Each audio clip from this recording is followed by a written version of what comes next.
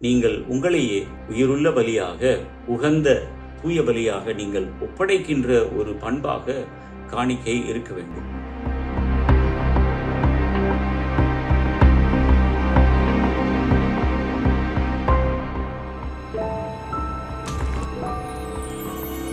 எல்லாம் உனக்காக.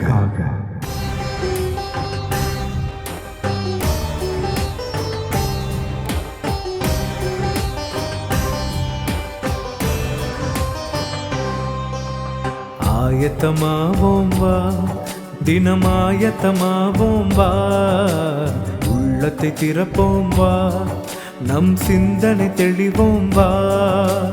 40 நாளில் மாற்றம் துவங்க ஆராய்ந்தறிவோம் வா. இந்த 40 நாளில் மாற்றம் துவங்க ஆராய்ந்திடுவோம் வா. நல்வழியை தேர்ந்தேவா, இறை வார்த்தையில் நடப்போம் வா. ஆயத்தமாவோம் வா, தினமாயத்தமாவோம் வா.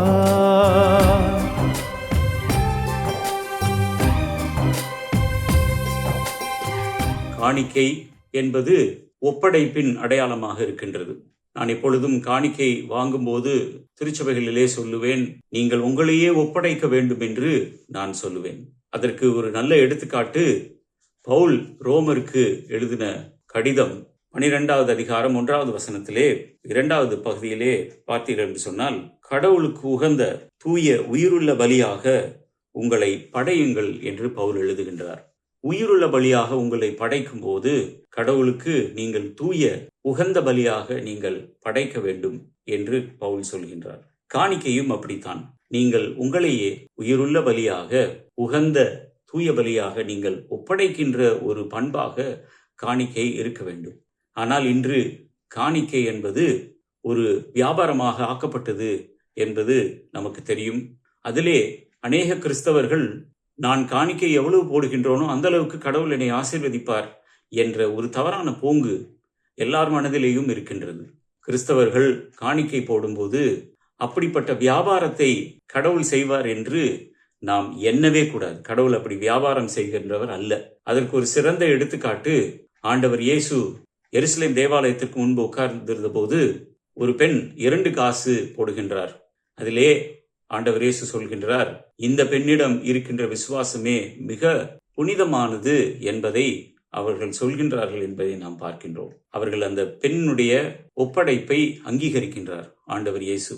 எப்படி அவருக்கு தெரியும் அந்த பெண் ஒன்றுமில்லாமல் இருந்து அவர்கள் ஒப்படைத்தார்கள் என்று ஆண்டவர் இயேசுக்கு எப்படி தெரியும் என்று சொன்னால், அதிலிருந்து 2-3 வசனங்கள் நீங்கள் முன்பு வாசித்து பார்த்தீர்கள் என்று சொன்னால், ஆண்டவர் இயேசு சொல்லுவார், அவர்களை, அந்த விதவைகளின் வீடுகளை பட்சித்த சூழலிலே, அவர்கள் அந்த ஒன்றுமில்லாமல் இருந்த சூழலிலே அவர்கள் அந்த 2 காசை போட்டார்கள். ஏன் போட வேண்டும்? தன்னையே ஒப்படைக்கின்ற ஒரு அனுபவமாக ஆண்டவர் இயேசு சொல்வதை நாம் பார்க்கின்றோம். இந்த லெந்து காலத்திலே நீங்கள் காணிக்கைகளை சேகரிக்கும் போதும் காணிக்கைகளை ஒப்படைக்கும் போதும் உங்களையே உயிருள்ள பலியாக, உகந்த தூய பலியாக நீங்கள் ஒப்படைக்க வேண்டும் என்று நான் உங்களிடம் கேட்டுக்கொள்கின்றேன். தயவு செய்து காணிக்கைகளை வைத்து வியாபாரம் செய்கின்றவர்களோடு நீங்கள் பயணிக்க வேண்டாம். அப்படிப்பட்ட ஊழியங்களிலும் அப்படிப்பட்ட திருச்சபைகளிலும் நீங்கள் தைரியமாக சொல்லுங்கள், அப்படிப்பட்ட காணிக்கைகளை செய்யக்கூடாது.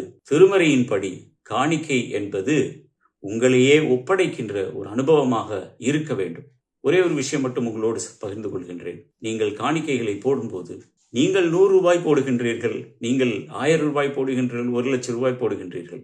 ஆனால் 10 ரூபா கூட இல்லாத ஒரு நண்பர் உங்கள் அருகிலே இருப்பார்கள். அவர்களுக்கு கடவுள் என்ன செய்வார்? யோசித்து பாருங்கள். கடவுள் அவர்களை ஆசீர்வதிக்க மாட்டாரா? அவர்களுக்கு தான் முதல் ஆசீர்வாதம்.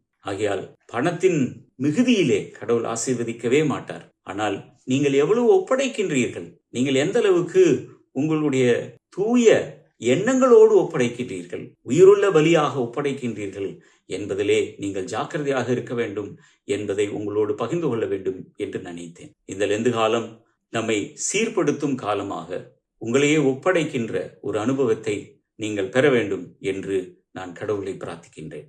ஆமென்.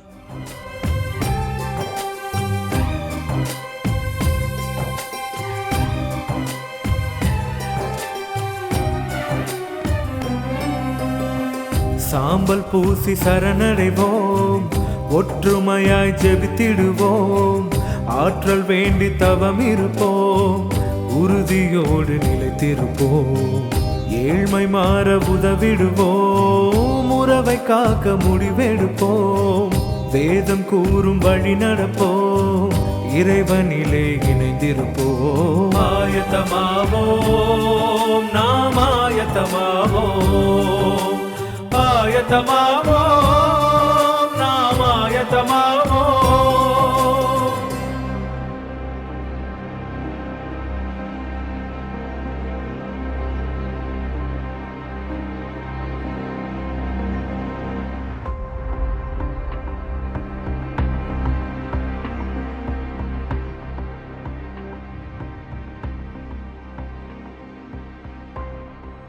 you